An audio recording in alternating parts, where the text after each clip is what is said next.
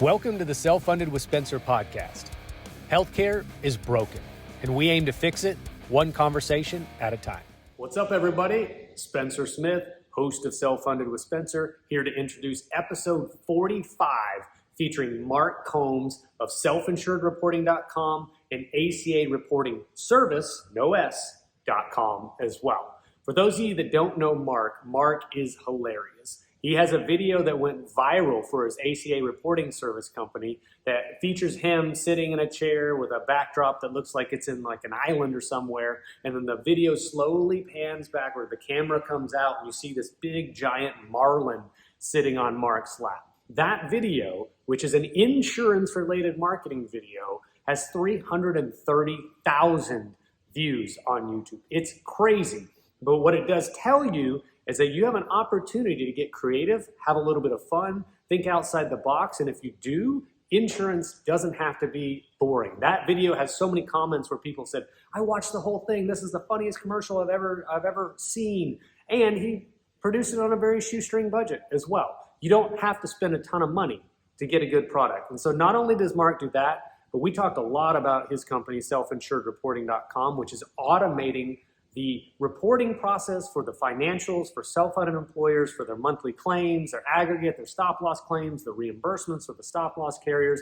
He's modernizing the reporting package that typically is derived in Excel, just like PlanSide is modernizing the RFP process for brokers. We're finally getting some technology infused in the insurance space, and so Mark came on to talk a lot about that. We talked a little wrestling.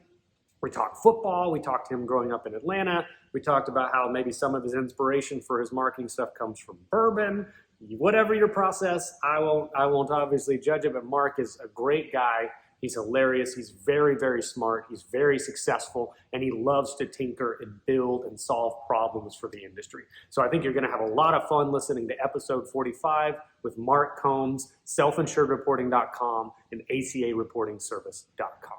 Enjoy. All right. So let's get going. So Mark, I know you said you like Mark, but it's Marcus Combs, right? What is the preference for you, man? Mark. Okay, Mark. It's fine. I've been called worse than either one of those. All right. things. So we'll call you Mark, like if that's your preference. So SelfInsuredReporting.com. How are you, sir? Good to see you. Yeah, good to see you. Man, thanks for coming on. This is one I was looking forward to for a while. Me too. And primarily, well, there's a couple good reasons, but main motivator, let's start here. Your video that I saw has 300-something thousand views on YouTube right. of you holding an inflatable marlin. Can you, for the people that haven't seen that, I may even link it in when we post the show, but the people who haven't seen this commercial, describe to me what was going on in it and like where the idea even came from in the first place. That's great. Because it was super standout piece of content. Yeah, brilliant, thank you. Man. Yeah, actually, it's not even inflatable. It's like a real marlin. Oh, is it really? Yeah. Oh, like it was a taxidermied or something? Yeah, it was a taxidermy.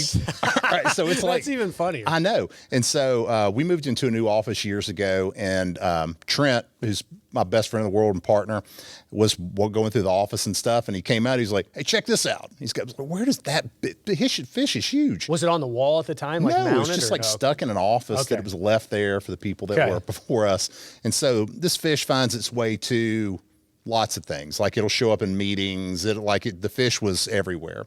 And so I was sitting around, and I had this idea that, as we talked previously, I was a broker for long time, 15 years or so, had an agency I owned part of, and we sold it to Gallagher. And so I have this thing about not being in the insurance industry, being kind of that mindset of an employee benefit broker, but also hating how sanitized, like the conversation we've been having leading up to this, how sanitized marketing is, and the way that you can't do anything, you can't say anything. And on that, my whole thing, I was sitting around doing normally where I plan my bourbon. Plan my marketing. It's the same thing. Bourbon and marketing, same thing. It's the same thing. So, have a bourbon or two and thinking about marketing. I was like, what I want to say is, we don't suck at ACA reporting, like that ACA reporting company that I own. Yeah. It's like, how do you say that though? How do you, And so I just randomly had this idea about, I can't even remember exactly how but I do remember that, and a lot of people don't know this, but the guy that in that video, I'm talking to the guy his name's Jeter. Jeter, yep, I remember Jeter. He was a star. People were like, "Long live Jeter." Yeah. That's really his name. Yeah, that's really funny. Jeter. Yeah. He does the content and stuff for us, and so it's just he and I. So I show up with this fish, and he's like, "We're going to do we're going to do what? And I was like, yes, I'm just going to kind of read this piece of it. I'm going to say, you know, we don't suck at this. And you're going to go, you can't say we don't suck. I'm like, why can't we say that? Well, we don't suck, right? Right, Like, exactly. yeah. But, you know, then as it's panning out, you see me with this fish, and Yeah. kind of the whole idea is that the things that everybody else want me to say are way stupider than things I really want to say. Yeah, for sure. And this gets the point across. You know, this gets the point across of what I'm trying to say anyway. Well, yeah, and so the cameras, so the people that haven't seen it, again, I'll link to it, or shoot, maybe I'll just insert the clip in the video. But like, you're sitting there and you said the camera's on you, right? And then it's slowly panning backwards. Right. The big reveal is this Marlin Giant. I mean, it's huge, sitting on your lap. And so as you're keeping a straight face and delivering the pitch, you're like, why is this Marlin on this guy's lap? And so I looked at through the YouTube comments, and it's like, that Marlin is the star. That was so funny. Or I've never watched a commercial all the way through, and this was hilarious. I wish everything was like this. So I think the biggest point of that whole thing is not the fish. It's not that we don't suck. It was the authenticity of what you did. It was unique. It stood out tremendously from an ocean of very vanilla content. I think the problem with what you're saying is if you sanitize everything that we do for our industry, well, everybody's content looks exactly the same. You're wasting money. You Well, know, it's as an a entrepreneur. huge waste of money. Yeah. And you see that, like, and I've done it, you know, to where you do something, you're like, no one cares about this. Yeah. No one, you know, people are thinking about what you're thinking about, and I'm thinking about most of the time myself. Like, they're not thinking about you. And so you're trying to break through that to at least give them something to where they're enjoying their life a little bit more, that it's, you know, it's tricky. Well, and there's something so powerful about a laugh, right? If you trigger a sort of an organic, instantaneous laugh, like it's a release, it's fun. Then they associate that feeling of fun and laughter with you. I mean, you hit the nail on the head with every one of these ad agencies that's trying to make these Super Bowl commercials. I know. You did exactly what they're trying to do, and you did it with the low budget and just you and Jeter, right? Yeah, and exactly. The fish. Yeah. You know, when I first started having to do public speaking, I was so nervous. My dad was a really good speaker. And so I kind of had that, like, I'll never be as good as my dad. But I was just really nervous. Okay. But my trick was, as soon as if I could get someone to laugh, I was fine from there. And so that's what I would always do. There would be something either self-deprecating, or there'd be something, because if I can get you to laugh, then I'm actually comfortable enough to give you maybe what's between my ears. You know, talking about don't suck, right? When the audience is watching you on stage, their first hope is like, please don't suck, right? It's uncomfortable if somebody sucks. Exactly. So if you get a laugh, it's a tension release. Correct. It's like, whew, okay. And so I think I've shared this a couple times on the show. I did stand up for comedy for a while in Dallas. Really? Yeah. My job, though, was the MC guy. I was the first guy to take the cold audience, get a show started. And you get it started from literally everybody just got seated and it's quiet and they're waiting for the show to start. And there's a lot of anxiety for both parties, the performer and the audience. So my job was to break the ice. And so I was trained, like, learning how to write jokes and timing and how frequently you should get a laugh and all those things. But the first thing that I learned was you need to get a laugh within 10 to 15 seconds on stage. Okay. So you need a really good joke, a quick joke that breaks that tension. And so that's exactly, I mean, I've seen, was it Dr. Marty McKay? He was at an event recently. He was a keynote speaker, and he came on, and the first thing he did was deliver a really brilliantly crafted joke. Interesting. He added some humor throughout, but he started with humor as a way to capture the audience instantaneously. And it was as somebody that's like looking at that, and you've been a speaker, I want to speak at some point as well. I'm going, okay, I see the science of what he just did, and that laughter, that quick laughter, is a big part of that. I've never thought about it from the audience's perspective, but I bet you're right. I mean, you certainly are. An audience going to pay and watch a comedy show or watch somebody speak, they don't want it to be bad either. Yeah. They may not want it to be bad even worse than you don't want it to be bad. Yeah. So that laughter, I mean, if you start doing more keynotes, really work on that first joke, man. Get you a joke in there. Everybody loves you. It breaks the ice. Now we'll talk about what we're really here to talk about. Interesting. Yeah. I didn't know that. Science, dude. Yeah, it's really a science of comedy, which is fun. Oh, wow. Another thing that's comedic, and then we'll get into self-insured reporting. I want to know about Mark Combs' history and all those things. I've seen a wrestling mask show up in some of the content as well. It's a gold mask, right? Right. Yeah. So was this another bourbon-related idea? Or yes, they typically are. They typically are. The marketing ones are, because that is beyond ridiculous, right? You show up in a wrestling mask in a professional environment. Yeah. I did grow. I mean, I like professional, not still, but growing up, oh my gosh, like in the 80s in Atlanta, oh my gosh. I mean, because my house, we were 15 minutes south of downtown. Okay. So we'd go to the Omni the old Omni in Atlanta, and that like there'd be the nuns like ringside and going crazy. It was awesome. Did you have a favorite wrestler growing up? Like who was your guy? So many. Or gal? I mean, there were so many in Atlanta too. You'd have Ric Flair, and you'd have the Junkyard Dog, the Iron Sheik. The Junkyard Dog and the Iron Sheik used to work out at my gym. Yeah. And the Junkyard Dog was huge. Those guys, I imagine all those guys are pretty darn big. Yeah. And the Iron Sheik was really weird.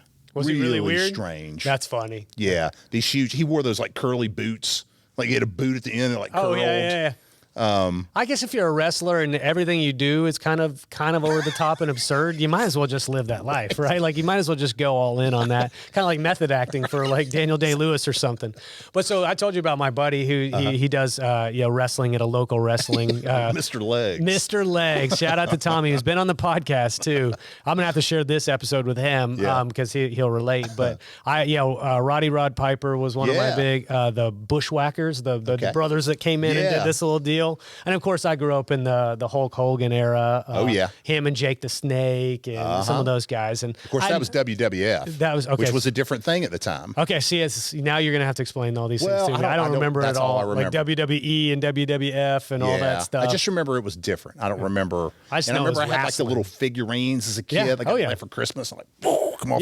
Make them fight each other. And so it was a good time. But he didn't really fully outgrow the wrestling phase, is what it sounds like. But I just thought, again, that's another little nugget of information, as well as, hey, it's an idea. Sometimes you go with an idea. It may not work, but it's fun. It's interesting. It's unique. It may fall flat, but at least you're not going the safe route, the boring route that gets zero engagement. Exactly. Well. Yeah, that everyone's like, nobody cares about that. Yeah. My favorite thing about that was that was just kind of me being ridiculous. My patented move was the binder, the 3-ring binder, which was great. Yeah. But the whole point was like what we do at Self-Insured Reporting is way different than anybody else in terms of the analytics space, and it was trying to hit that a little bit. And yeah, it's ridiculous. And it's not being fearful of making a mistake. You know, when I was a benefit broker, it's one of the things too, when you have an established market, you have a reputation to uphold.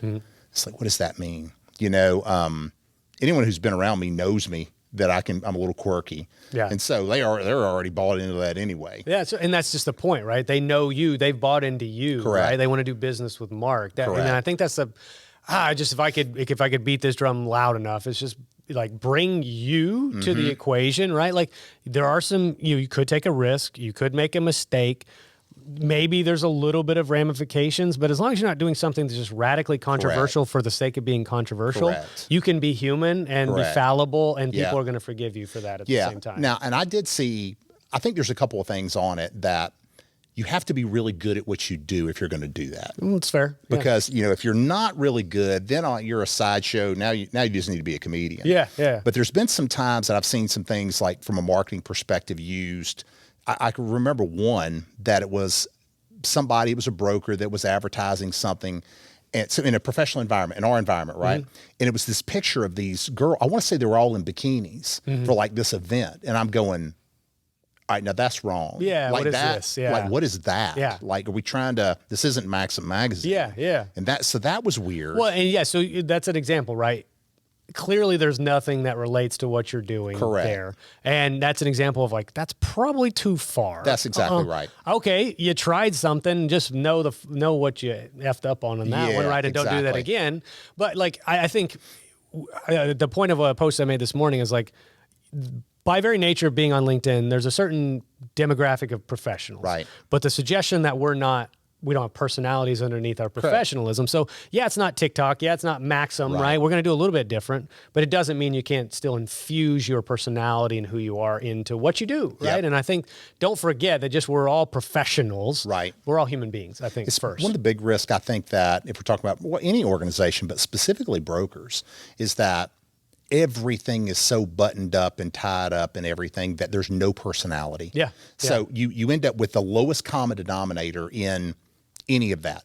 we're going to put together a piece of content that no one's offended by. Yeah. Oh, well, good luck with that. Yeah, no one watches and no one's it going to either. like it Yeah, either. exactly. You know, because you're going to turn off some people with anything it is that you do, and you don't have any personality and you don't get any benefit from it. Well, yeah, and so like we were talking about Gary Vee beforehand. Like, Yeah. Gary Vee would take it too far for our industry, but Right. there's somewhere under or like on that spectrum that's below Gary Vee that still Right. could operate in our industry and be successful with his candor, with his honesty. Some of the language probably wouldn't fly, but it Right. doesn't mean you have to also be complete. It doesn't have to be PG Right. or G rated as Exactly. well. Like, and I think just knowing that there's a lot of different ways to approach this, but like Right. find you, but then find what's interesting Right. about you at the same time. Yeah. It's kind of like however you would talk to a client when you weren't in a meeting afterwards. Yeah. I think that's okay. Yeah. You know, but probably not the way that you would talk to your best buddy. Certainly, certainly not. Yeah. That's probably too much. Yeah. But if you have a client that you're out of a meeting and everything, you're having a beer. If you're willing to say it there, you should be willing to consider that as a marketing idea. And I would agree with you 100%, man. Yeah. And I'm glad we dug real deep into this. I mean, we started off really strong, man. And I'm happy to do that. But I do want to give the audience a chance to know like who Mark Combs is underneath this all, right? So your backstory, you've mentioned owning an agency, right? Kind of personal life, all these things that have brought you to be a very successful serial entrepreneur. I think I'm comfortable calling you that based on the track record you have. But tell me some of your history growing up and like who you are as a person, man. This podcast is brought to you by True Captive Insurance, a premier medical stop-loss captive for employer groups ranging from 25 to 1,000 employees. True Captive believes in healthcare that is personal and insurance that isn't complicated. That's why they take a white glove approach, making it easy for employer groups to transition into a program built specifically for them. Check them out at truecaptive.com. This podcast is sponsored by PlanSight. PlanSight is a technology for employee benefits brokers to more efficiently manage their RFP process for any group size, all funding types, and over 20 benefit lines and point solutions. PlanSight is the only end-to-end RFP technology on the market today. Let's modernize your RFP process together. Check us out at plansight.com. Yeah, thanks. I grew up in Atlanta, and which I went to Wofford College in Spartanburg, South Carolina, to play football. Okay. I always tell people Wofford's a really good school. I was not smart enough to get in, but I was smart enough to find a way to get out. and I played a fifth year of football, and there were some guys that were working at John Hancock selling long-term care. And I was like, well, I'm gonna go do that, whatever that is. And so I sold the hell out of long-term care, boy. I mean, I remember I sold so many policies. I still remember all the medical questions. So and what you have to do, the trick there, if you're going to sell a lot of long-term care, is that you shake your head no when you're asking the questions. Like, Spence, you haven't had any heart attack, coronary artery disease, circulatory disorders, high blood pressure, diabetes, leukemia, lymphoma, cancer, tumor, paralysis, stroke, transient ischemia.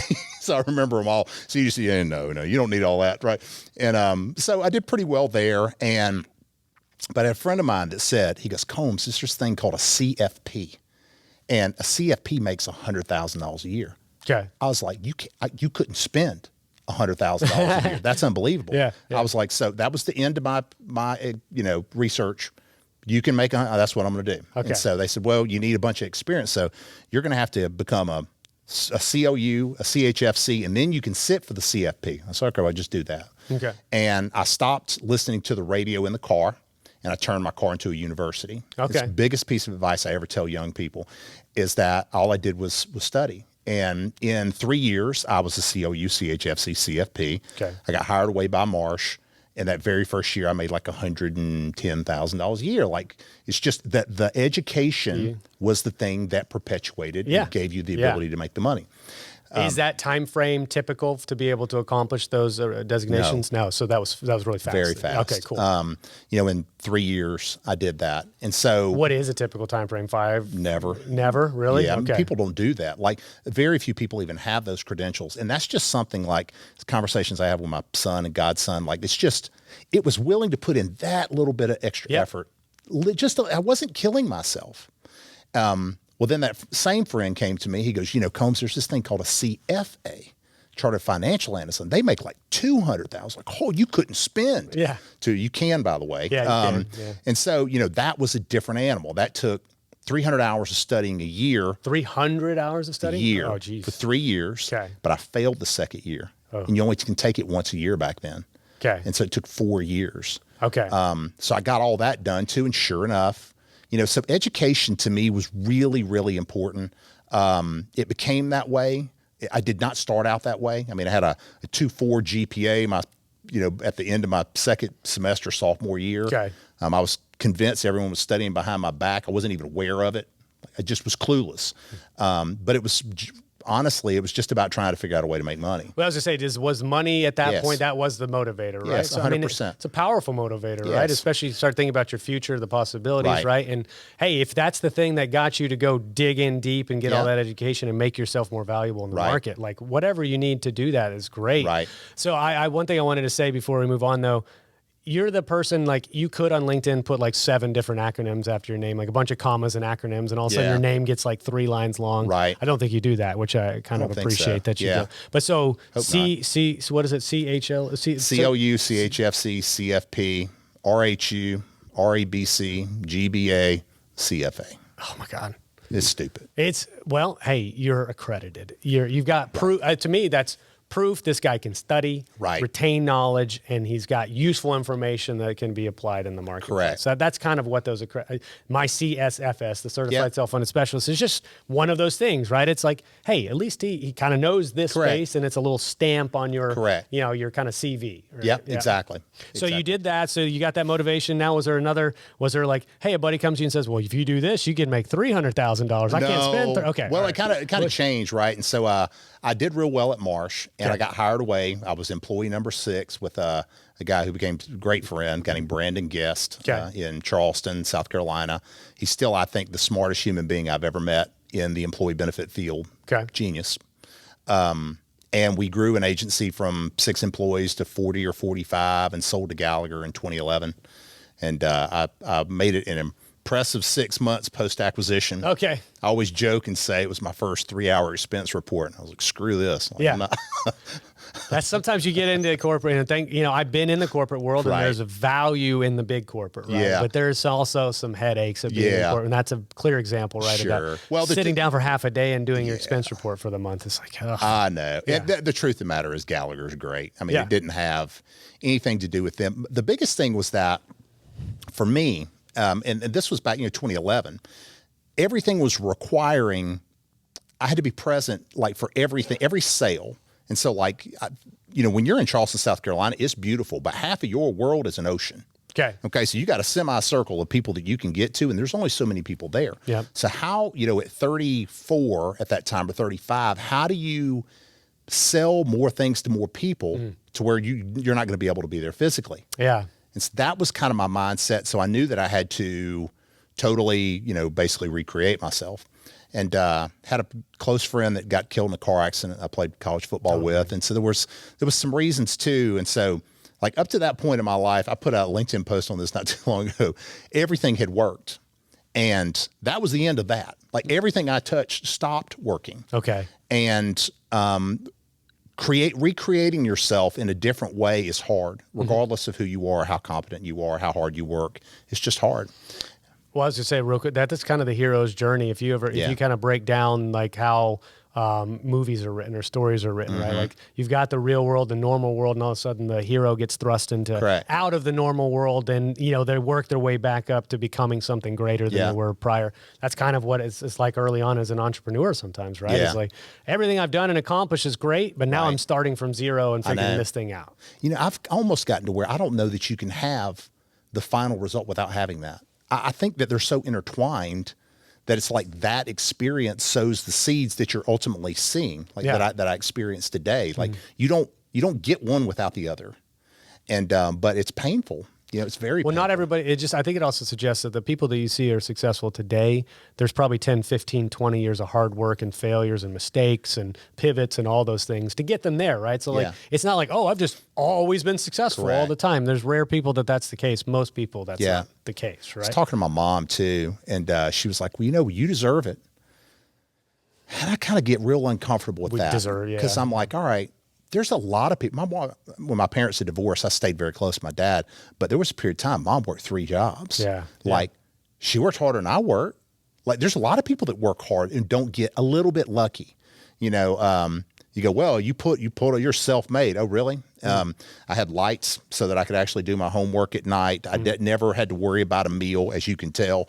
There's so many people, my high school football coach worked his butt off to get me into a great school. Yeah. I had a coach who, Mike Ayers, who's it's like a dad, like another dad to me, my college coach, who totally could have given up and kicked my ass off the football team. Yeah. Should have. For my Yeah. freshman year for some antics and things, but he didn't. So many people that had they made one decision that was a little bit different. And then, if you're blessed enough over time, maybe you put some pieces together in a way that it benefits people other than just yourself. Well, a couple things there, right? Like, I think one of the big themes of that is no man is an island, right? Yeah. Like that you are not just yourself on an Right. island figuring this out. You are the sum of all the influence of people and mentors and guides and people around you. I think it's good to have a good kind of network of folks that see the potential in Mark, allow him to make some mistakes, right? And go, all right, like, we're going to get this kid on the right path eventually. Yeah. We know he's got it in him. Yeah. But yeah, we're all a product of having those type of people in our lives, right? Yeah, exactly. Yeah, and I'm glad your mom, and like you said, Yeah. it's not like we all bootstrapped it and grew Correct. up on our own and figured it all out on our own. Like, it's like, the blessings of, just like you said, growing up in a house that had the lights on, right? Right. Or 2-parent household like I had the fortune of happening. Like, Right. those things, have incremental influence, but really positive influence on your Exactly. life, right? Make you who you are, right? You It couldn't have done it does. without it. No. So when you're bringing me up to the entrepreneurship, right? And this is where the mistakes, the opposite of the Midas touch, right? Right. First. So what were you building at that time? Oh gosh, I mean, just name it. Like, we were trying. There was multiple things, and basically, and I had met a guy named Trent Hyatt who, we say collectively between the two of us, I would charge hell with a water pistol for him. I mean, I would do anything for him, everything. I mean, there's nothing that I wouldn't do for him.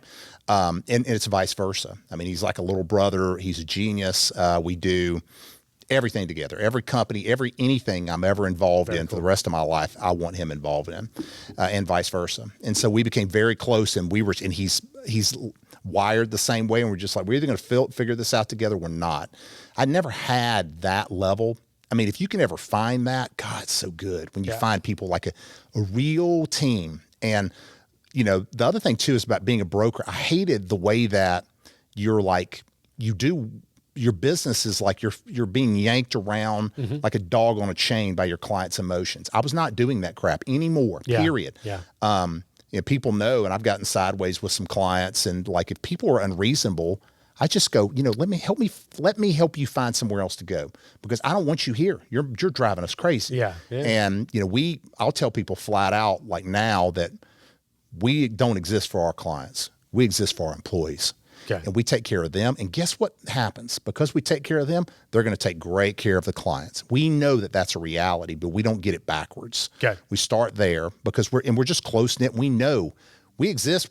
Collectively, we have to take care of the clients. We're going to do that, but not at the expense of an employee. Yeah. And so I like that. So anyway, things failed. And then we had this idea, like, nothing was working. And I don't know how many people I've certainly never told this full story publicly about. Okay, sweet. And so, I mean, I've told it to people, but not like in this kind of environment. So Trent and I were like, all right, we're gonna build this ACA reporting. This is before self-insured reporting and all that. It's our first thing. We're gonna build this company, this ACA reporting piece of software. We had never built any software before. We didn't know anything about it. And so we got a quote, and it was like $750,000. I was like, golly, I can't, I don't care how much money you start with. If you're failing and then you're not making any money, and there's a bunch of other twists and turns on it, starts to get tight. Yeah. And so I prayed about it, called two people I thought about. And they were like, that didn't sound right. One of the guys owned an online enrollment system. And I was getting off the phone. He didn't know what we were doing. I said, let me ask you, what are y'all going to do for ACA reporting? It's early 2015. Okay. He said, it's funny you asked. We built the software. We're just going to give it away for free. Take it off the phone. I'm like, free? Like, we're about to spend, like, we're toast. Yeah. We failed again. And I called Trent. I was, depression. And so a couple of days later, and it's going to be shocking to you, I was sitting around having a bourbon and maybe a glass of wine. And I had an idea. I called Trent. I said, hey, I got an idea. I said, let's take his free software and just do this crap for people. Okay. And he said, that's crazy. I said, Trent, if we can't sell it, it doesn't matter. Yeah. And if we can sell it, it doesn't matter. Yeah. Because I know how to do this. Like we know functionally how to do this the way that an accountant would at that point. Yeah. Not robust software, but I know how to pull this off. And we were thinking, if we pick up a couple $100,000 or something like that, that would be great. That would just, that would take a little pressure off some of the other things we're working on. So I said, let's launch a website and see what happens. So I go online. I was like, what would be a good domain? ACA report, ACA reporting service. That sounds good. Let's go with acareportingservice.com, which, by the way, if you ever buy a domain, buy the one that has the S on the end too. ACA Reporting Service says, remember to buy that one. Oh, remember to buy that. Yeah, that's a long story, but you want to buy that one. Buy the plural. Yeah, so that people don't take the copy of your website and make it ACA Reporting Services. That one worked. Okay. But anyhow, that hit number 1 on Google 6 weeks later, and the phone never stopped. Yeah. And then I think it was like 2 weeks after that, because no one had thought about doing it as a service yet. Okay. And so we became the back end for Marsh Agency, and then it was a deal with BB&T and Wells Fargo, and it just went and went. And we were hiring people, like we wouldn't let them sit down. Like, don't stay. Who are you? Okay, do you know how to answer telephone? Like, go answer telephone, take a message. And it was crazy. And that very first year we did, I think, 1 million 1095s in Excel. No kidding. We didn't have weren't expecting that. Okay. And so we hired a developer, and there are developers that make $200 an hour that can make Excel do things you can't even imagine. Yeah, I know. And and that's how we did it. And then we converted. We said, well, now we're going to try to sell this company, right? So we got to convert to web-based software, and then we developed the software team and all the rest. But it started with an idea that just happened to catch fire. So ACA reporting or acareportingservices.com. When did you service? Not the S. ACA reporting service. I'm going to say that distinctly. Exactly. No, you're not. And when did the self-insured angle come in? Okay. So think about this path, being, again, most people don't really know this level of it, but personally they do. So I've created this environment, and things were heading towards bad, and I've recreated everything. Mm-hmm. I've created this environment where we work with people that I love. I would do anything for the people. They're my closest friends. Yeah. And then politically in 2016, you have an election that goes the other way. And the very first thing that happens, the very first day that he's in office is he walks in from his inauguration and signs an executive order to get rid of the ACA. And you go, here we go again. Mm. And so I dusted off something back when I was a broker that I'd spent hundreds of hours trying to figure out, how do you automate reporting for self-insured groups out of Excel? Yep. That was back in 2008. I was doing that and had this super robust thing. And I'd finally gotten to where I don't have the Excel skills to figure out how to do this. And I didn't know those kind of developers existed. And so I started plugging away at that in the beginning of 2017 and disappeared from the ACA reporting company. Okay. Because I assumed it was going to disappear anyway. Yeah. And so started working on that, and I would get this platform, and I would say there's about 5 things that a broker or client's going to ask a broker. How are we doing versus our budget? How do you think we're going to end this year? What do you think renewal's going to be? How do all the cost in? With stop loss and fixed costs and all the rest of that, maybe some trend stuff. And I would talk to brokers you need the ability to hit a button that downloads that report that's accurate. Yeah. And then they would say, yeah, kind of name any of the competing analytics companies. And I'd go, no, that's claim analytics. And I didn't want to be in claim analytics at the time to begin. And so you fast forward, you realize you have to. Mm-hmm. And so now we're integrated with 120 different TPAs and PBMs to where we're pulling in data. So we have an analytics engine that does the stuff that you need to do very simplistically in a way that you can understand. But we're also doing the financial reporting because, I was going to say, because that used to kind of be my job when I was working at Hayes Companies locally, was an Excel-based version of building this report. Right. So let's describe for the folks that don't know what that fully looks like, the importance of a financial report for a self-funded client, and what kind of data is being organized. Can you describe that real quick? Exactly. Yeah. And so, when you go from being fully insured, you go to fully insured, they go, how much is it going to cost? As a broker, you go, well, this is what the cost is. And you go, all right, well, now we're going to go self-funded. So what is it going to cost? Like, I don't know. Yeah. You don't know. Yeah, That's right. Yeah. And so it creates a great opportunity actually for a broker that does it correctly, because brokers, I say we, because I still have that mindset, you sell ether, you sell ideas. There's no tangible, nothing. Yep. A report actually gives you a chance to have a deliverable, which you almost never have. Yep. And so it becomes very important.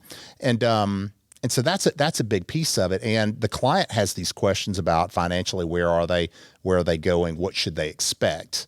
And you're trying to use reporting to be able to do that. And so the analytics platforms and stuff that are out there, and some of them are evolving. We've done a really good job of integrating fixed costs in the stop loss contract. I don't know anyone that does, I do the Pepsi challenge against anybody, because learning how to do that is a process that will make you pray for death. It was terrible. Okay. Because the only way to do it is iterative. You build something and it works until it doesn't work anymore and you break it. And then you have to build something that sounds like Plan Sight. Hey, that sounds a lot like Plan Sight. Exactly. Right. Because I know what you guys do. It's a constantly, every variable that you thought of was just like 10% of really where the variables you're going to get introduced to. Yeah. And then you meet a new broker. It's like, you do what? Yeah. Like that's not even a thing, but I don't have a choice but to accommodate for it. Yeah. And so that's what really separates us when we look at other analytics platforms and stuff. And like, we're even showing our analytics rolling 2 years of claims. And I'll ask a client, I'll say, or a broker, how do you think they're doing on their budget? And the answer is, you have absolutely no idea. Yeah. You don't know the plan years. You don't know anything.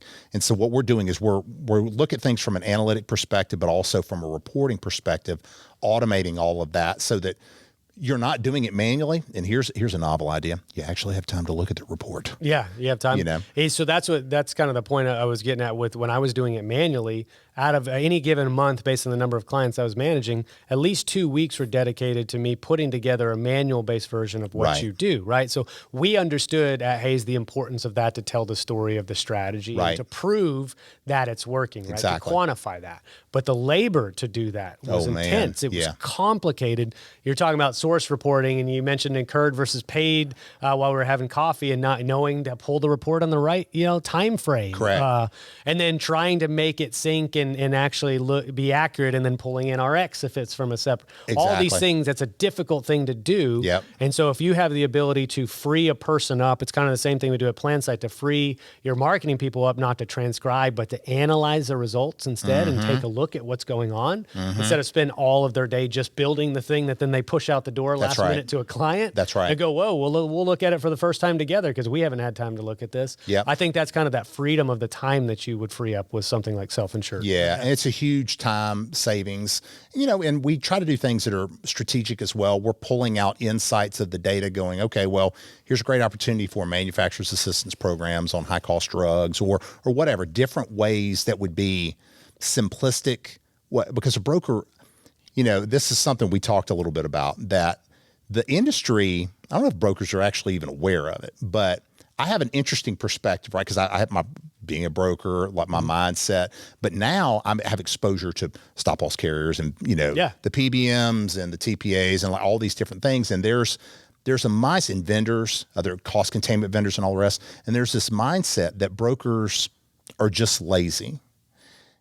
And although that maybe used to be, certainly was the truth when I was 25 years old, but that was a long time ago. Like the overwhelming majority of brokers, other people, unless you've been a broker, they could not possibly imagine how hard it is to do that job. I have, and not just because I sell to them. I have immense respect for the amount of information that they have to process and digest and responsible for on behalf of their client. It's insane. Yeah, they have to be a CPA and an attorney and a compliance expert and a psychologist just to manage their clients' emotions and calm them down.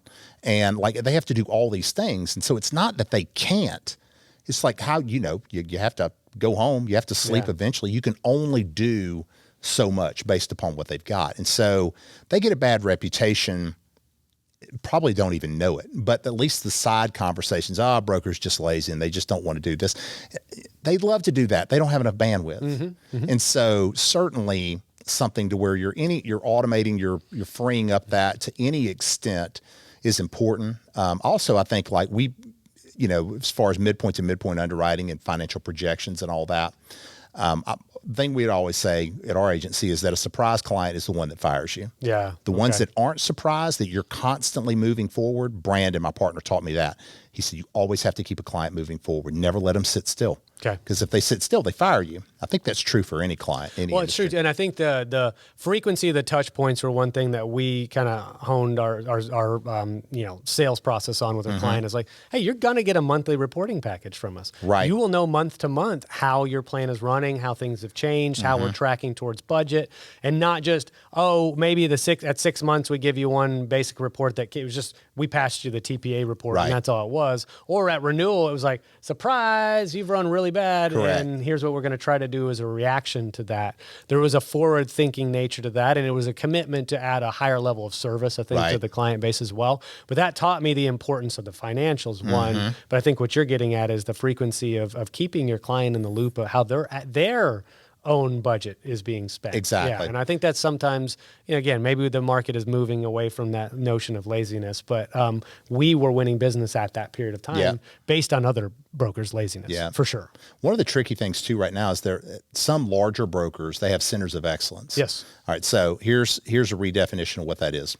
Group of people that get paid to do this. All right, so as technology, like that's a threatening thing. Like, so truth of the matter is that the people, like an organization isn't really usually going to just go fire people. Let's just implement this technology. We're just going to fire, but that just doesn't happen. So they may move them to something else, but it's very threatening. And so I was talking to one very large broker that we all know them, and they have a center of excellence that does this. And I was just showing one of the brokers about, I said, well, what if we want to change this little element, or we want to look at an IBNR report, or we want to change this? We just click this button right here and just regenerate the report. He's like, it takes 2 weeks. It takes 2 weeks. And it takes 2 weeks and they do a good job on it. But who has that? And so it's a legacy type approach that a lot of the larger brokers are still taking because it's very hard to fire employees. Well, but think about how smart the people are they hire to manage that process. You have to have a pretty intelligent person to do that. What if you freed up that really intelligent person that you're paying money to do that, to do even more challenging work with the data, the automation of some of the blocking and tackling you're offering? It's like free that smart person up to look at the claims and go, oh, here's what I think we should do as a strategy to counteract that trend. So it's like, you don't get rid of your good people, you repurpose them to maybe even more meaningful work over time. And that we talked about change management a little bit this morning over coffee. It's like a lot of times that's what I sell at PlanSide is not the software, it's the behavioral change, the process change, and managing people through the emotions of change. Is become a psychologist sometimes, man. Just knowing what the reaction is to, I've got a process I've done forever, I hate it. Right. But I know it and I know how to do it and I get paid to do it.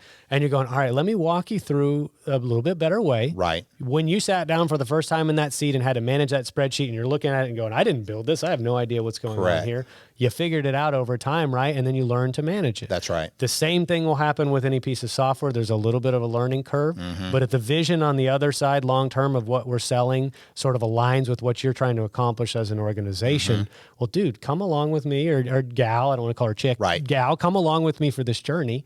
And I promise you the other side of this is much better than your life today. Exactly. Right? So it's just a little bit of behavioral change management that I've gotten in the business of as well. As you were sitting there talking, I was just starting to think, like, who typically are the people that end up running these organizations?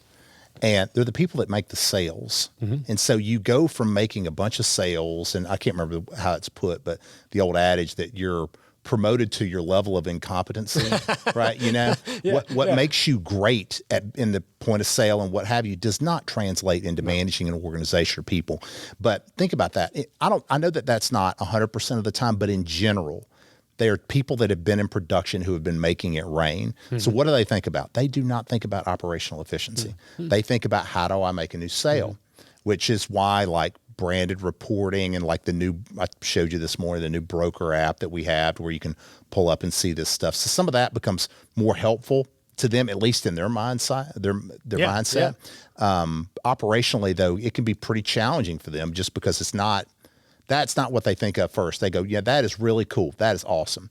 Can you help me make a new sale first? Because if we can do that, then we'll handle the operational stuff. Yeah. It's just looked at typically backwards. Yeah, I think it is backwards, right? And I did have a broker, and I shared this with you as well. I had a broker that when we presented to him, and it was a very large agency, and we were looking at trying to do some enterprise stuff with him, he's like, you are selling me operational efficiency. Even though he was a sales guy, he clicked on that instantly. He's like, that's when you position this to so and so. I was like, make sure you hammer operational efficiency, because that your software is a quoting tool, but realistically it's a workflow management tool, and it's operational efficiency for us to free up people to do other things or save money on headcount and stuff like that. Exactly. So like that was a kind of one of those eureka moments for me that's ultimately what, what we're selling. Right. Like, let me ask you this though. Did you understand or did you know self-funding before you entered into this world? I mean, or like what was when that trend kind of transition happened, why did you think that was the place to go?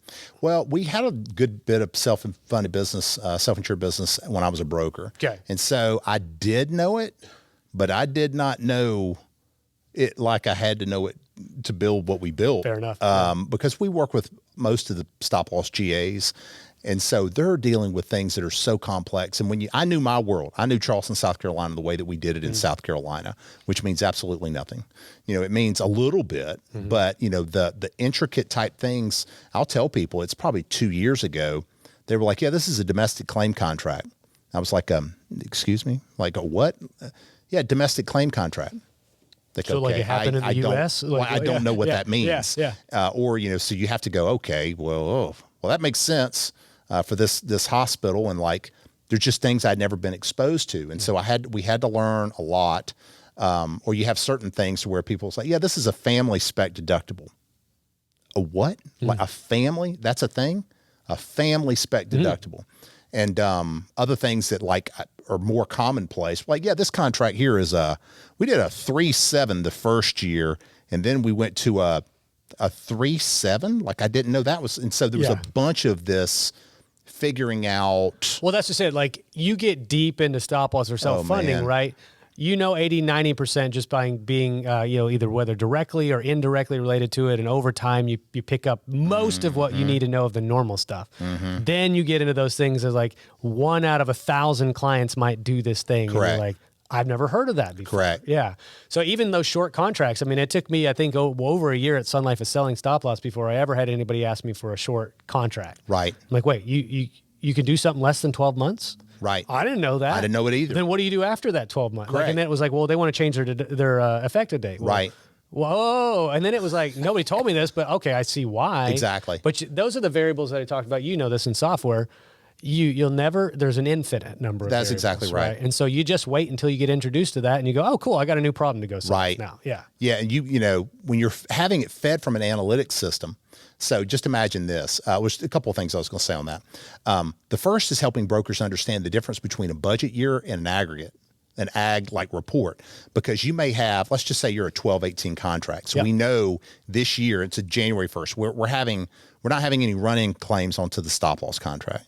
But so the CFO sees $229,000 in medical claims come out of the bottom line in January, but then they get an ag that shows $79,000, and they go, well, what is that? Or even there's a lot of brokers still that go, they don't understand that. And so like you're having to help them go, okay, well, 229 is the budget. Like the 79, we don't have run-in claims. Like so we're only looking at stuff that's incurred and paid this very first month. They're like, what? And so they're having to wrap their brain around that. So now just imagine as an analytics company, we're pulling in that data, the medical and pharmacy claims, and what are we doing? We're just doing math. We're just adding it up. Yep. And this is going to be shocking to you, but sometimes they send us data that isn't right. Oh, I know, shocking, right? Yeah. So what do you do then? That we got there. Like, what do we do? Like, it's supposed to be 229, but it's 259. Do we wait 3 weeks for them to send us new data and correct it? So we had to find ways to go, okay, we can't do that. Yeah. Like as a broker, if I've thrown Excel away, I have to be able to do everything. Yep. And so you have workarounds to where you have manual sets of financials and auto that where you can report off of both. Not ideal, but better than picking up a spreadsheet again. So many little things that you have to solve for. Well, that's just it. So there's so many parallels between your business and ours. Like we are we are eliminating Excel from the equation all the way from start to finish of all the budget and contribution models and even building a presentation. Everybody builds a presentation out of Excel. Correct. We're going, hey, we can do almost everything that Excel does, but a lot of the downsides are gone. Right. But you don't need Excel anymore. Right. And it's like that the parallels of, well, now we have to make sure the software does solve for that thing that they could do in Excel. And I can't tell you how many brokers are like, well, could you still export it for me in Excel just in case? Right. And so you're going through that process like, no, we're trying to move you away, but I get why you wanted it if you need it. They feel like they have kind of a fallback plan, a plan That's B. right. Totally understand that, right? But the parallels are between our businesses. I was going to comment on something like that, and maybe I lost my train of thought. But just the reporting elements itself of like, we used to have to do this where you'd notice a TPA report last month would change next month. Right. So they there was like a backward reconciliation. Like, no, it was $500,000 of claims last month. You actually pull the report again. January changed to 475. And now you have to explain to your client why something you reported last month is different than what your TPA is actually reporting. And you had to change your reports to so it's like, what just happened? Why did they retroactively change some claims? Like, well, there's different answers for that. Like there's so many different answers for it. But some of the things we see that are so aggravating, people will come to us and they'll go, well, your report's wrong. No one's thinking or doing anything manually. All right, it's just adding up it's just math, right? Yeah. And so we'll look at it, and then once you finally come down, this is one of the main reasons that happens. You find out, well, they're like, well, yours is like $50,000 more. Like, what's up with that? Something wrong with y'all's system.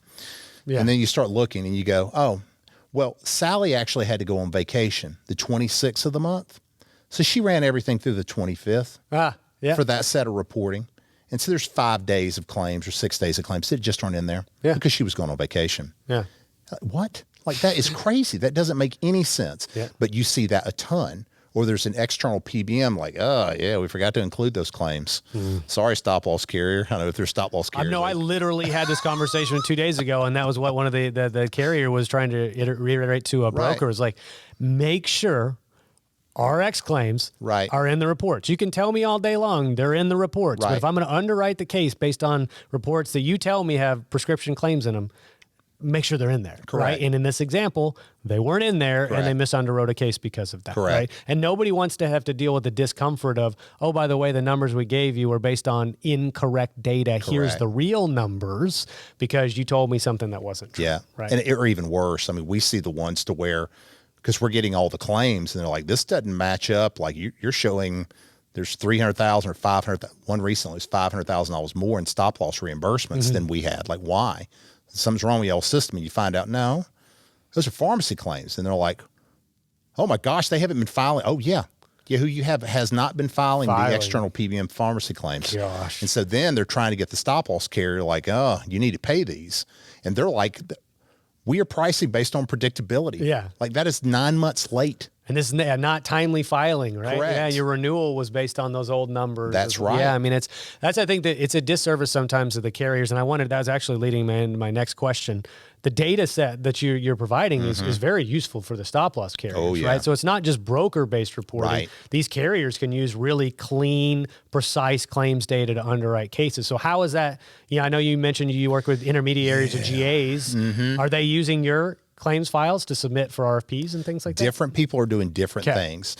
That's an interesting topic. All right. So, oh God, I could talk all day about that topic because it's very interesting to think about where the marketplace is and where the marketplace is going. Okay.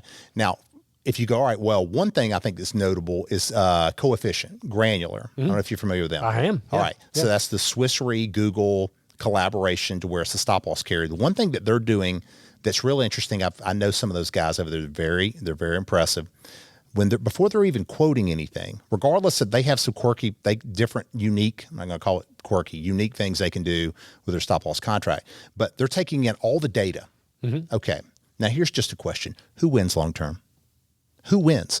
Them or another carrier who's not taking in that level of data? You can't tell me that approach doesn't win. And so I've been just staggered at people that the stop loss carriers outside of them who are just not pulling in that data.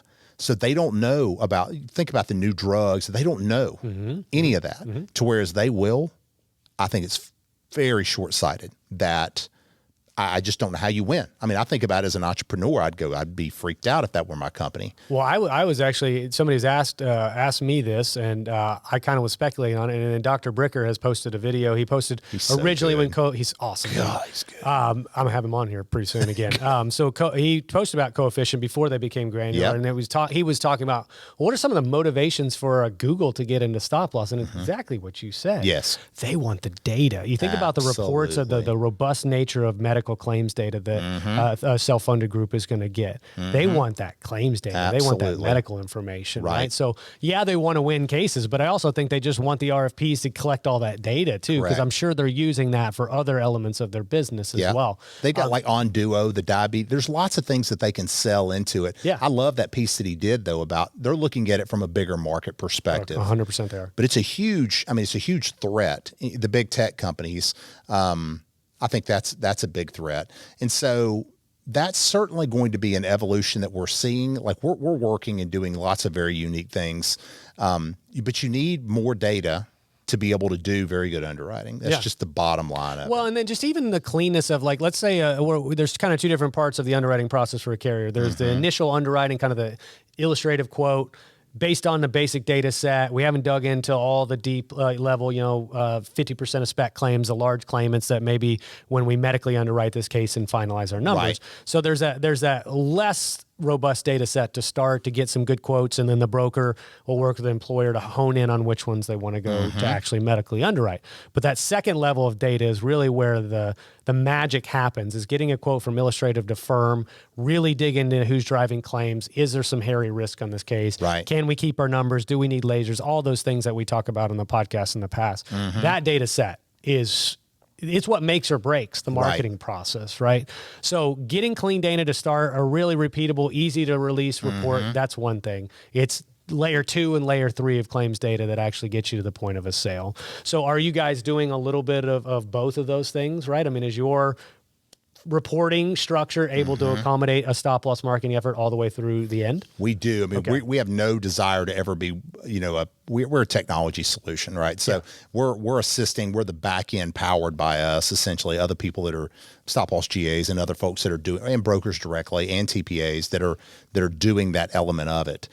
It's interesting though, when you look at, you take a TPA or even a broker, the type of reports and stuff they're typically sending a stop loss carrier and to request a quote. And I look at that data and then I look at everything else we have and I go, that's all you want? Why don't you want to know what's on the trigger diagnosis list? The SIA trigger diagnosis. That's crazy. Yeah. Why would you not want to know all the other things that are sitting right here for you to be able to know? It's interesting though, as you talk, like there's fear about what that does to the operations of a stop loss carrier, because that's going to radically change the way that what they're used to and doing things. Yeah. And so there's going to be a lot of evolution. There's different players that are trying to be in this space doing that element of it. We certainly are involved in it because we're integrated with so many people, right? Yeah. And getting that data in a standardized fashion so that a carrier can do rating. But the whole world is colliding. Like, everyone is in everyone's space to a certain extent. And so it's very interesting time to be in the marketplace because, people are having to be friendly competitors. Like they're just because you're finding yourself clashing and running up against one another. And then we look at some of our direct competitors, right? And I've always said this, I'm grateful for their existence, right? Because as our category of whatever we are, RFP technology, I've heard it called quote placement tools, or whatever you want to call it, it's emerging still. Absolutely. It's still a new idea. It's still in its infancy. So if 3 or 4 players are doing a good job of positioning this new idea, and then they're having relative success in actually executing on that idea, I benefit from my competitor having success. They benefit from my success. Right. This marketplace is enormous. So there will never be one. There's never one broker. There's not one carrier. There's not one bin admin system. Right. There won't be one RFP technology solution. Right. There'll be leading ones. But I feel like we benefit from them doing a good job of selling this idea as well. And so just that mindset of not really being, it's a little abundance mindset or whatever, that there's enough to go around. Exactly. But we all benefit from each other. And people you talked about, everybody getting in this space, they go, well, hey, are you guys going to do enrollment eventually? Are you guys going to be an agency management tool eventually? Right. And like, they want you to do 7 other things. You're like, let's get this right first before you make us a bunch of other businesses as well. Correct. And we talked about, we was like, well, maybe we could do claims reporting. And then we realized pretty quickly talking to you, it's like, that is a completely standalone separate business. We're not going to do that. We're never going to be as good as that. So you start figuring out, well, if there's overlap to a degree with what you do and somebody else does, how do you become sort of integrated, or how do you seek to see if there is connectivity between systems? You do what you do well, we do what we do well, and then you figure it out, right? That's together. where the people that do the best job are grabbing the best in class pieces. But you have to do it in a way that's not so fragmented that it's like, that's the secret sauce, I think. That's what's really tricky, is figuring out a way like at PlanSite where you guys can do what you do, but also bundle, over time. How much can you bundle into this one thing? Because again, like, if you can make the broker's life easy, that's where you want to be, because they can only do so much, Well, and how can you productize that package into something that can be bought, right? And so, it's an evolution, of course. But can I talk to you about, you mentioned some GAs earlier, we're talking about brokers, but you kind of your core customer base. Who is self-insured reporting most appropriate for? Given they're going to have self-funded clients, duh. But other than that, like what's a profile of agency or TPA or GA that you're kind of going after? All right. So 100% from day one, we are about the broker. Okay. Now, so every single time we show what we do to a broker or a person that actually does this stuff, who actually sells, they are blown away. They have never seen anything like it, because there isn't anything like it that's doing that piece of it. I'm not talking about people that are doing medical management and disease management. There are other platforms, I think, that do a better job of than we do there. But in terms of what we do, there isn't anybody that does what we do. And so, but what do we know about brokers? There's lots of things we know about brokers, but the one thing that is absolutely clear is they are so cheap. They won't spend money. They won't spend money on anything. And I was the same way. And we would go, okay, well, maybe, if I can get that, maybe I'll buy this if I can get that one new client. That's the way that they typically look at the world. And so what we found, like we initially, like to this day, we sell occasionally brokers. It's very rare. But so who do we end up selling to? The people that want to make brokers happy, TPA, stop-loss GAs, stop-loss carriers directly in some cases. Anyone else who's trying to make a broker happy, because the broker's like, okay, I can get what I want because that is what I want. I'm just not going to ever stroke a check for anything. Because as you know, going agency, it's a very difficult thing. It's a tough thing. Yeah. For sure, man. I get that. So it's not so much the retail agency anymore, even though they're ultimately the ones using it. That's exactly right. Hey, it's amazing how the brokers kind of figure that is exactly stuff right. out. So, where do we go kind of the future, the iterations of this, right? So self-insured reporting, you showed me the app, which is super cool looking. I'm excited when you make an announcement around that.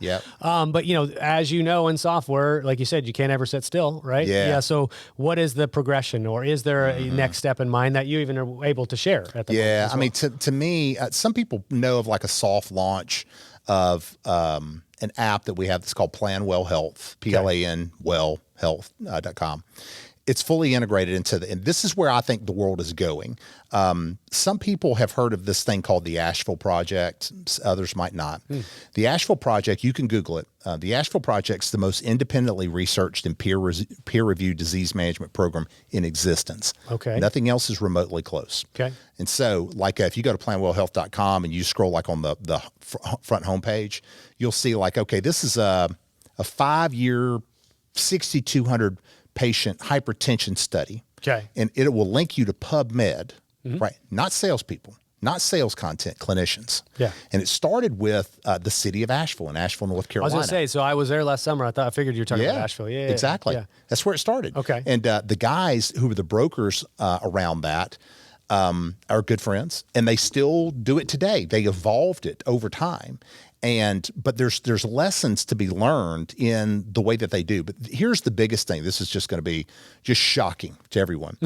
If you close gaps in care, people save money, risk goes down. It really is that simple. Now, how do you go about doing that, though? That is tricky. And there's certain things that work and certain things that don't. So the things that have really worked are looking at how you take a person's activity to either take a health risk assessment or get a physical. And there's different things in and around this that people are doing. They're going, all right, you can get a lower employee contribution on your medical if you do these handful of things. But to date, it's been really tricky, and no one's built like an app to kind of automate that process. Yeah. And so that's really what the app is all about, what PlanWell is all about, is that very simplistically, a client can design their wellness, their disease management program, and it does a lot of the other things of like seeing all your EOBs and all your network, all the stuff, right? Completely configurable, branded to the client. But the big pieces of it are that you can say, all right, whenever our pharmacist sends a clinical message, if you watch that video, you're going to get X number of points. You set that. Okay. And so like for us, our pharmacist will look and go, well, this person takes Humira. This is what I would tell the person if they were filling this medication, if I didn't have 19 people in the drive, as a pharmacist. Like this is what I would tell them. And so, and all that stuff is automated. They get the clinical message, or maybe it's about trying to get them off, an idea, say, there is a generic for this drug if you're taking this drug. And it's all about connecting the patient, the person who has their phone, and them taking content or something directly, connecting their activity to a lower employee contribution strategy. Okay, I love it. If you do that, then you're going to do something like, because I see the numbers. I know what the numbers are when you close gaps in care. It's unbelievable what you end up doing. So that's really where I think everything is going, not just us. Like, how do you make it actionable all the way down to the member level? Yeah. There's things that you can do at the group level, at the broker level, but if you get all the way down to the member, you can do something that no one's really done before. Well, that's just it. There's a gentleman, I don't know if you know, Eric Silverman. He runs a company called Voluntary Disruption, and they do non-medical GA work. But he's like, yeah, we do getting the worksite products and getting the ancillary products. But I saw him speak in Arizona, and he said that really what I am is a communications person. My job is to communicate effectively to the members through different channels to get them educated about the benefits, get them educated about some of the coordination of care and closing the gaps of care, things like that. He's like, I'm a communications company. The vehicle through which I communicate to the member is, these types of benefits, right? So he's taking the approach of like, really, how do you have continual outreach to the member? How do you get them actually to open it, how to read it? And he studied things like the text message read rate versus email and like doing simultaneous. It's really cool science behind engagement. But that's what he does, and that's why how he separated himself. And that's kind of what you're describing through an app-based form as well. Right. It's like touch points, good information, incentivization of the member, but it's all coordinated in one single location, so it's easy for them to access at the same time. So bigger picture, though, healthcare, and I always like to kind of end with this, everybody has a different perspective on where our industry is going in this fixing the healthcare crisis. Is it private? Is it public? I mean, what do you, crystal ball, Mark Combs looks into his little crystal ball and says, this is what I think is going to happen 10 years from now. Where do you think we're moving? I don't like particularly what is in my brain. Okay. in regard, but I'll tell you what I think. But it's there nonetheless. I don't know what the time frame is, but I do not think the way that it's currently happening is feasible forever. I don't know anyone. I don't know what that time frame is. Is that time frame 10 years? I think that the carriers have a major problem. First of all, starting from right now with these gag clauses and with the transparency of pricing, I've often said that, just be careful about how I say it, but let's just be honest, right? If anyone who's ever called the customer service division of a carrier, if their competitive advantage is not based upon pricing, then they're going to be competing based upon customer service. And you tell me how they're going to do. Probably not very good. And so I think that that's a huge risk that creates some near-term opportunities that are so disruptive that people can do certain things. I think standardization of data is a scary thing for people because they go, big tech could get involved in everything, but that actually could be the thing that saves everybody. The biggest fear that I have is that with this world colliding, with everyone's in every, you're going to have to be friendly competitors, but collaborating, whether it's between stop-loss carriers, between TPAs. But if we don't, the world is going to be so segmented, I don't think there's any solution other than somebody comes down legislatively and goes, listen, we're not doing this crap anymore. We're going to do it this way. And that's something that wipes everything clean. My hope and prayer is that people can learn, at the higher levels, specifically I think about stop-loss carriers. I think of maybe even other TPA, other different ways to creatively look at truly solving the problem. Because everyone talks, we want to solve the problem. And that there is truth to that, but more than that, they really would like to make a new sale. Yeah. If we're being real. Yeah, we want to solve the problem in the way that which we know and in the way that also we can monetize. Exactly. Right? Yeah. And up to the point that I sell to a private equity firm, then I don't really give a damn what y'all do. You guys figured it out. I'm gone. Yeah, exactly. Yeah. Right. So is it a true solution? Yeah. And so I think that there's really an opportunity that if done well, if navigated well, might not require that. But I stay fearful that if we don't, that if it's too fragmented, it's too complicated, there's no collaboration, there's no consistency, there's 10,000 different islands and different ways to do it, I stay concerned that it gets so complicated that eventually everyone at the member level goes, forget this crap. Can we not do something that's more simple? Yeah, and I obviously understand the suggestion of the route that you think it could go, and I think we'll figure it out. I think American ingenuity has always prevailed in the end. If push comes to shove, but I think even just the disentanglement between the way the brokers are paid and by today is going to be a big deal. Freeing them up and say, you're a consultant, right? Right. Get paid by the employer to be a consultant on their behalf. Don't necessarily get paid by the entity that you're placing business on their behalf, right? I think that disentanglement will be good, or at least the transparency around the amounts and how. There is no suggestion in my mind, and we're certainly in this to make money as well. People should make money for what they do. Absolutely. Just as long as those incentives are appropriate is all. Exactly.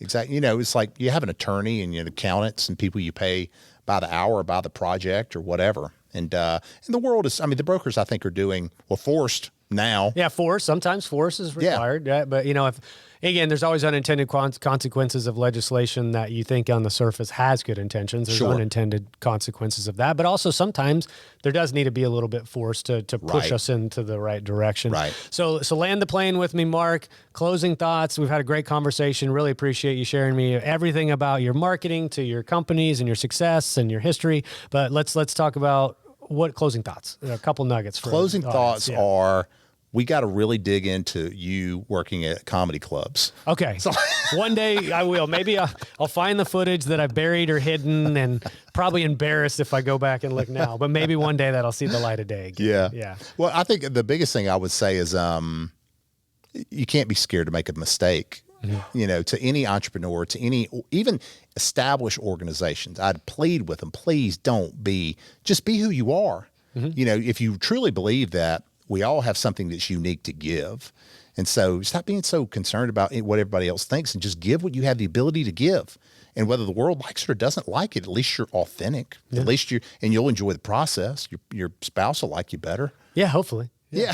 Hopefully. I think it's a perfect place to end, Mark. So I'm just going to leave it there. Thanks so much for your time, man. Loved Thanks for coming down here and happy to see you, dude. You too. All you right, too. see Thanks.